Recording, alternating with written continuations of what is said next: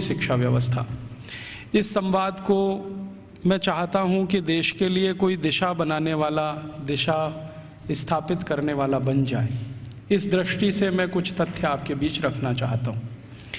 हमारे भारत की शिक्षा व्यवस्था के बारे में एक बार अंग्रेजों ने बहुत गंभीर और खराब टिप्पणी की थी। सन 1931 में महात्मा गांधी गोलमेज सम्मेलन में भाग लेने के लिए लंदन गए थे और अंग्रेजों की सरकार के साथ उनका वार्तालाप चल रहा था। अंग्रेजों की तरफ से जो गांधी जी से संवाद करने वाली टीम थी या उनका जो समूह था, उस समूह के जो बहुत प्रमुख लोगों में से एक, उन्होंने गांधी जी को एक बहुत खराब बात कही। उन्होंने ये कहा कि अगर अंग्रेज भारत नहीं आते तो भारत की शिक्षा व्यवस्था तो कभी भी बन नहीं पाती। गांधी जी ने इसका विरोध किया और उन्होंने कहा कि अगर अंग्रेज नहीं आते तो भारत की शिक्षा व्यवस्था ज़्यादा अच्छी होती, क्योंकि अंग्रेजों के आने के पहले की भारत की शिक्षा व्यवस्था बहुत ही उत्तम थी। ये गांधी जी ने कहा। तो अंग्रेज अधिकारियों ने गांधी जी से कहा कि आप ऐसा किस आधार पर कहते हैं?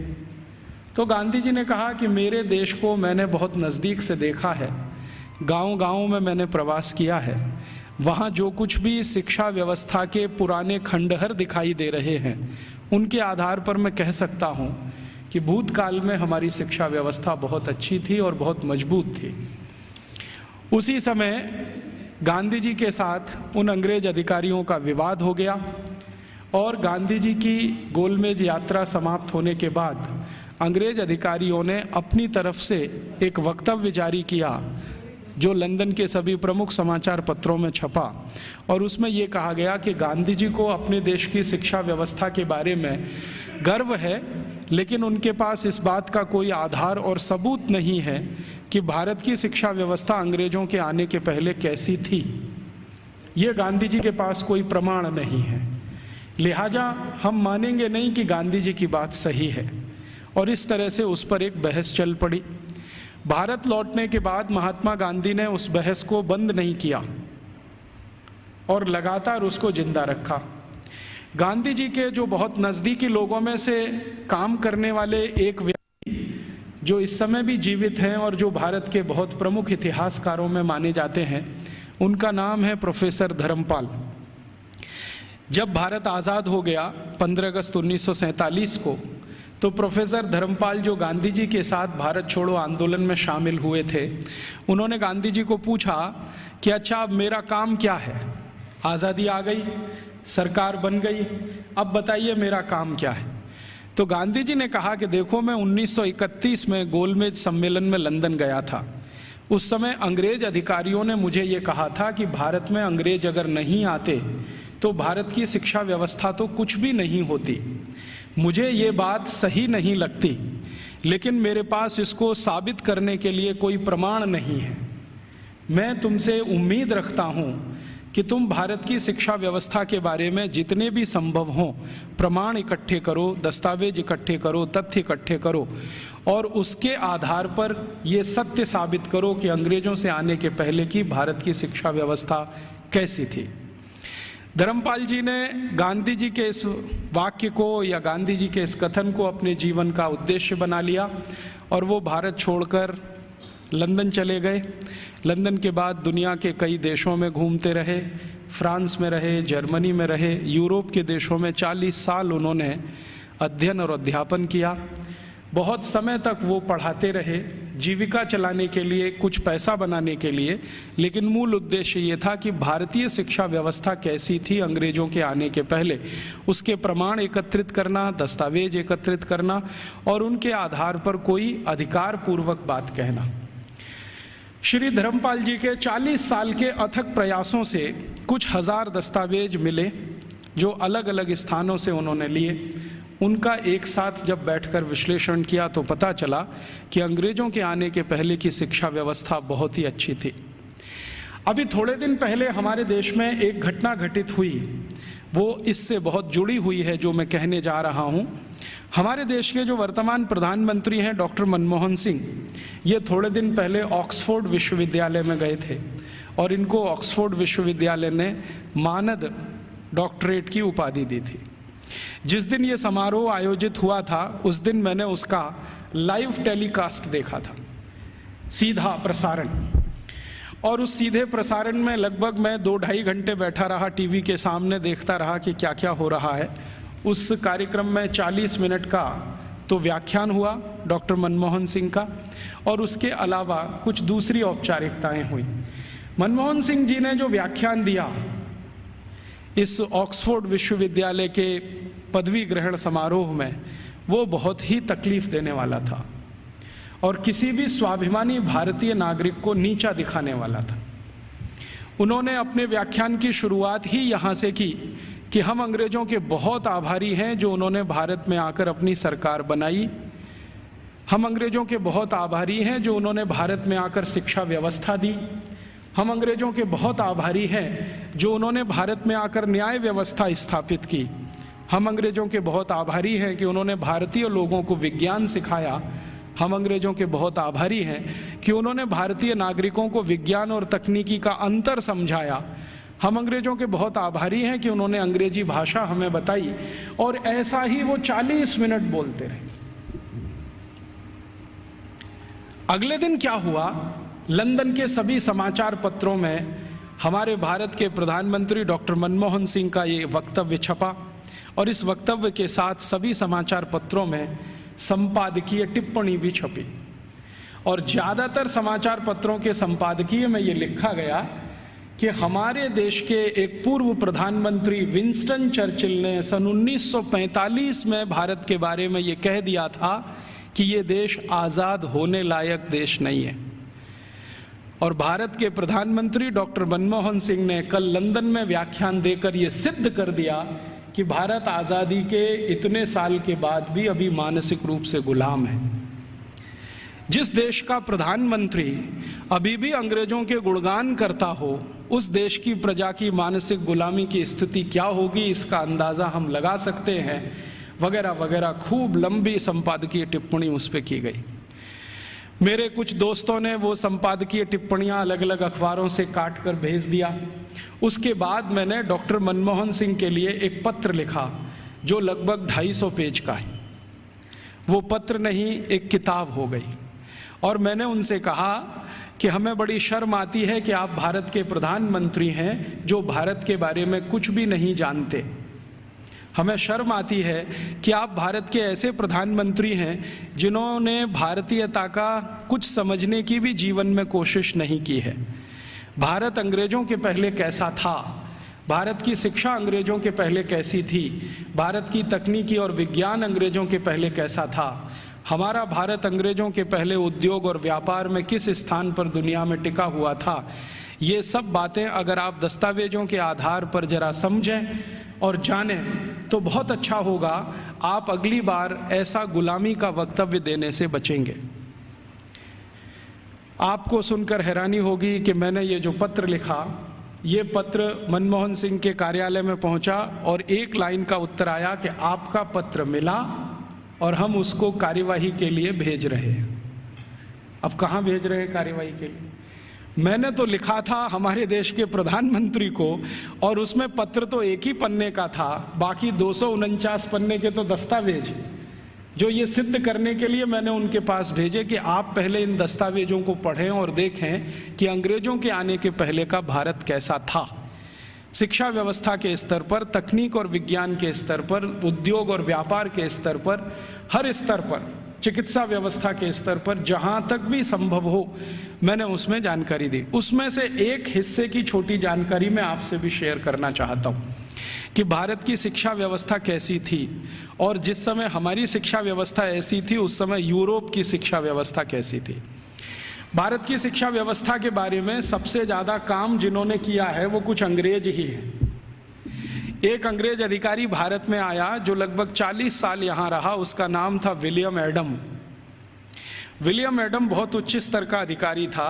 अंग्रेजों की जो संसद का एक हिस्सा है हाउस ऑफ लॉर्ड्स, उसमें बहुत दिनों तक वो सांसद था और भारत में उसको बहुत उच्च स्तर का अधिकारी बनाकर भेजा गया था।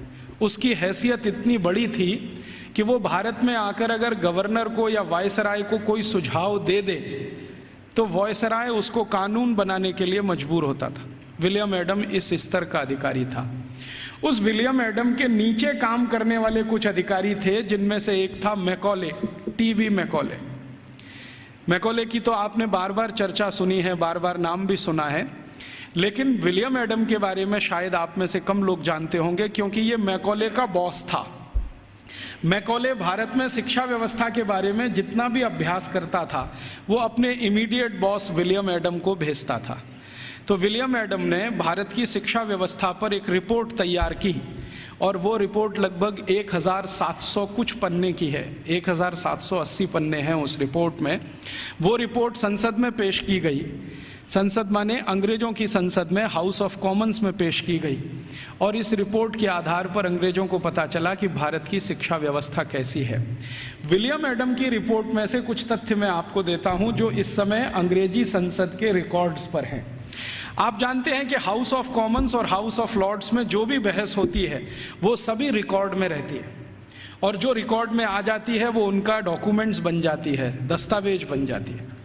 और फिर ब्रिटिश पार्लियामेंट की एक प्रेस है जिसको हंसार्ड कहते हैं, वो जरूरत पड़ने पर समय समय पर ये डॉक्यूमेंट्स को प्रकाशित करती रहती है।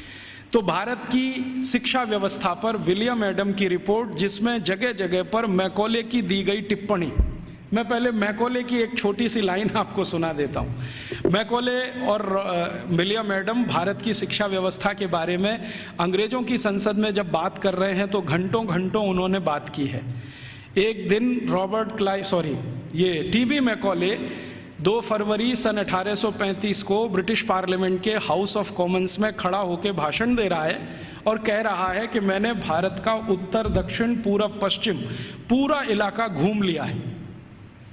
ऐसा कोई क्षेत्र नहीं है जो मैंने भारत का नहीं देखा है, और मैंने भारत का बाहरी क्षेत्र भी देखा है, आंतरिक क्षेत्र भी देखा है। देखने के बाद मैं जो कह रहा हूं आप उस पर विश्वास नहीं करेंगे, लेकिन जो सत्य है वो मैं आपको कहूंगा, उसको मैं अपने अंदर रोक नहीं सकता। सत्य क्या कह रहा है?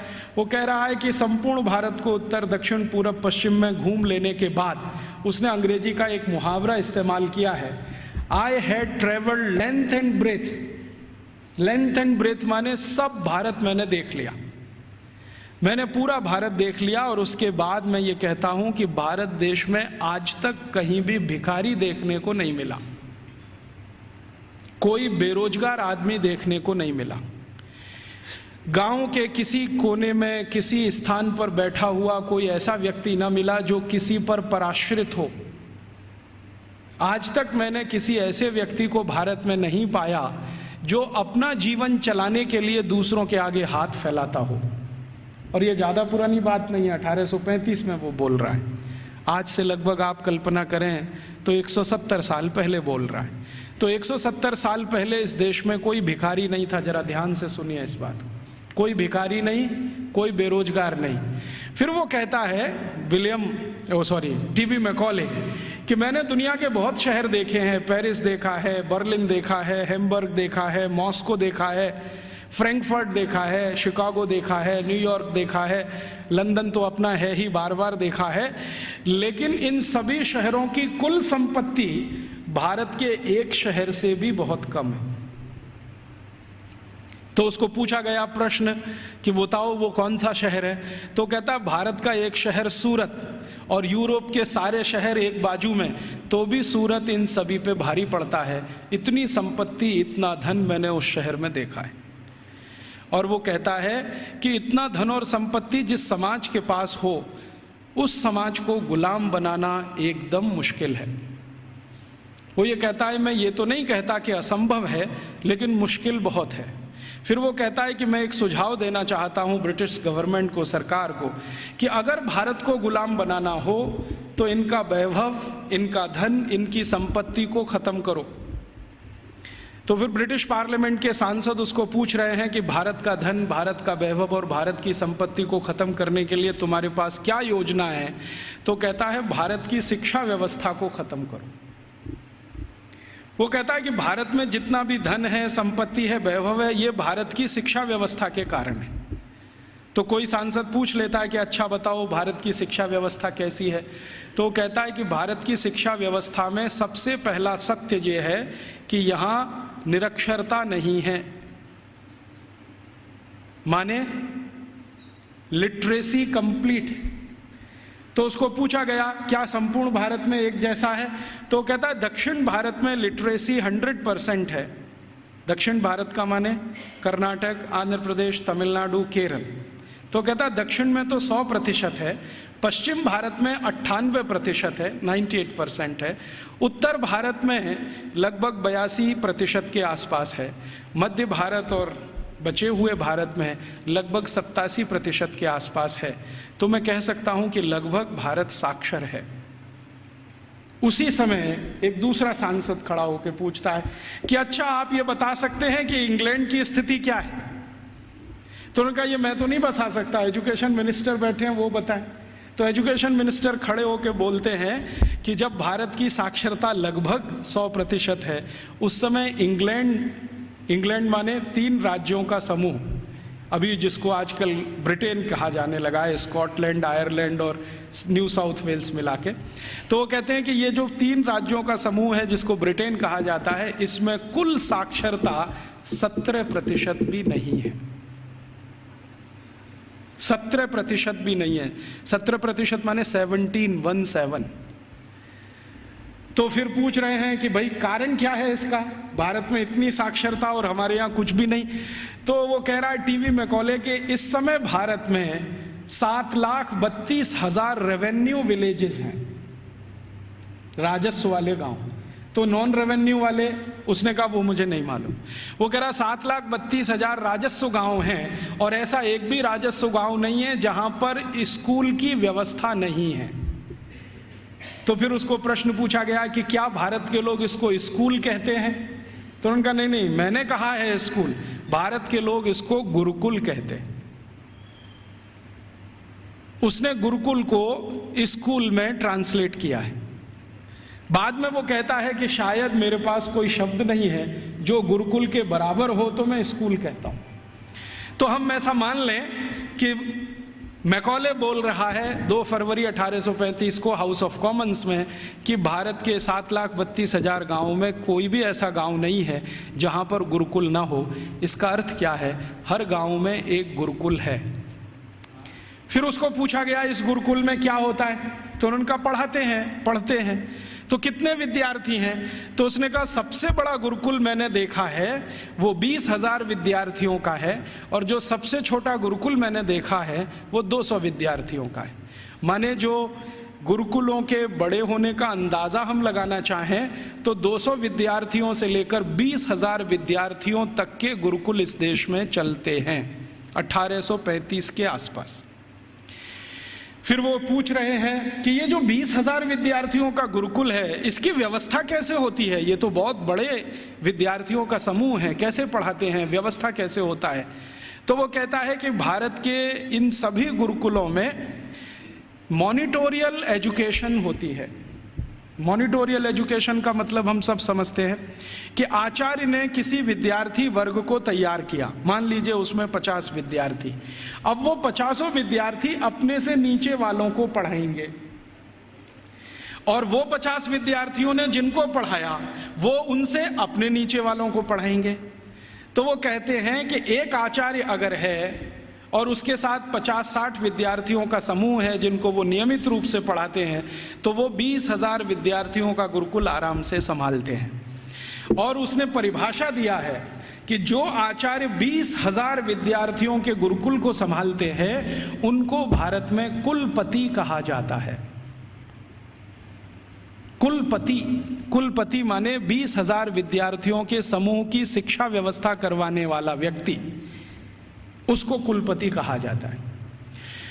फिर उसको पूछा गया है कि ये जो गुरुकुल चलते हैं इनमें विद्यार्थी हैं वो किस वर्ग के हैं, तो वो कहता है कि भारत के नागरिक 4 वर्णों की बात करते हैं, ब्राह्मण, क्षत्रिय, वैश्य और शूद्र। तो वो कहता है कि ये सभी विद्यार्थी इन समूहों में से आते हैं। तो एक अंग्रेज उसको पूछ रहा है कि हमने तो कभी सुना था कि भारत में ज़्यादा शिक्षा ब्राह्मणों के लिए है। वो कहता है नहीं, दस्तावेज बताते हैं कि ब्राह्मणों के लिए भी शिक्षा है, वैश्यों के लिए भी है, क्षत्रियों के लिए भी है और शूद्रों के लिए भी है। तो फिर उसको पूछ रहे हैं कि क्या तुम परसेंटेज में ये बता सकते हो कि ब्राह्मण कितने हैं, वैश्य कितने हैं, क्षत्रिय कितने हैं, शूद्र कितने हैं। तो वो कहता है कि दक्षिण भारत के जितने गुरुकुल हैं उनमें शूद्रों की संख्या सबसे ज़्यादा है, और पश्चिम भारत के जितने गुरुकुल हैं उनमें वैश्यों और ब्राह्मणों की संख्या लगभग बराबर है, और उत्तर भारत के जितने गुरुकुल हैं उनमें सबसे ज़्यादा संख्या क्षत्रियों की है, और बाकी जो 3 हैं ब्राह्मण, वैश्य और शूद्र, ये लगभग बराबर हैं, और मध्य भारत में लगभग सब बराबर है। तो कुछ लोग चौंक जाते हैं, वो ये कहते हैं ये कैसे संभव है कि शूद्रों की संख्या दक्षिण भारत के गुरुकुलों में सबसे ज़्यादा है। तो वो कहता है शूद्रों की ही नहीं, दक्षिण भारत के गुरुकुलों में महिलाओं की संख्या, लड़कियों की संख्या भी सबसे ज़्यादा है। तो वो एक उत्तर दे रहा है प्रश्न का जिसमें वो बोल रहा है कि दक्षिण भारत के गुरुकुलों में लगभग 58% लड़कियां हैं और 42% लड़के हैं। तो फिर उसको पूछा गया ये कैसे संभव हो रहा है भारत में। तो कहता है कि इट क्वाइट नेचुरल, ये स्वाभाविक है, क्योंकि दक्षिण भारत में महिलाओं की संख्या, लड़कियों की संख्या लड़कों से ज़्यादा है। और वो कह रहा है वैसे तो भारत में सभी जगह लड़कियों की संख्या लड़कों से ज़्यादा है, और आप जानते हैं कि 1881 में अंग्रेजों ने जब पहला सेंसस कराया, पहला जनसंख्या सर्वेक्षण कराया, तो उसमें भी रेशियो यही निकलता है, महिलाएं लगभग 53% हैं और 47% पुरुष हैं। तो वो कह रहा है कि गुरुकुलों में दक्षिण में लड़कियां बहुत ज़्यादा पढ़ती हैं। फिर वो पूछ रहा है कि इन लड़कियों को पढ़ाने के लिए जो अध्यापक हैं, तो वो कहता है कि वो सब महिलाएं ही हैं। लड़कों को पढ़ाने के लिए पुरुष हैं, लड़कियों को पढ़ाने के लिए महिलाएं हैं। तो फिर उससे पूछा जा रहा है कि ये जो अध्यापक पढ़ाते हैं इनके लिए कोई ट्रेनिंग सेंटर है क्या। तो वो कह रहा है कि सभी गुरुकुलों के साथ उच्च अध्ययन केंद्र जुड़े हुए हैं जहां पर इन अध्यापकों को तैयार किया जाता है, और तैयार होने के बाद वो गुरुकुलों में पढ़ाने का काम शुरू कर देते हैं। हर गुरुकुल के साथ एक उच्च अध्ययन केंद्र है। फिर उसके साथ पूछा जा रहा है कि अच्छा ये बताओ भारत के इन स्कूलों में, माफ करो गुरुकुलों में क्या विषय पढ़ाए जाते हैं। तो वो गिना रहा है कि 18 विषय पढ़ाए जाते हैं, 18 विषय पढ़ाए जाते हैं। सबसे ज़्यादा किस विषय पर जोर दिया जाता है। तो वो कहता है कि भारत के गुरुकुलों में सबसे ज़्यादा गणित पढ़ाया जाता है। तो ये गणित कौन सा पढ़ाया जाता है। तो वो कहता है वैदिक गणित पढ़ाया जाता है।